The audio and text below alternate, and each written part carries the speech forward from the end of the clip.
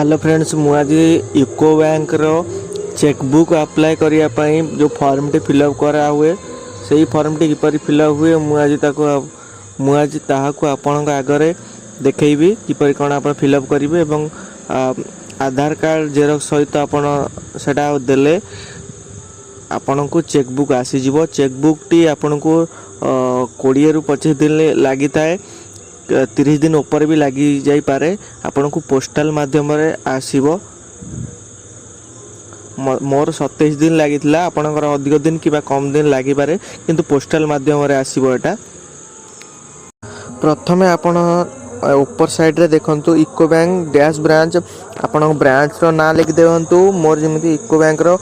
Abdulpur branch तो Abdulpur branch लिखा हो तो राइट साइड रे तापर अछि डेट रे आपन जो दिन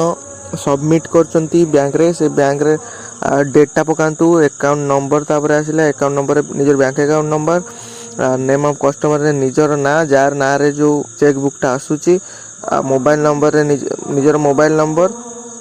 जो नंबर टा अपन अकाउंट रो बुक रे अछि तो यहाँ पर डायरेक्ट पड़े आसतु 4 नंबर रे चेकबुक रिक्वेस्ट रे अपन डायरेक्ट ठीक चिन्ह मारंतु एवं डाण रे पर्सनलाइज चेकबुक रे ठीक चिन्ह मारंतु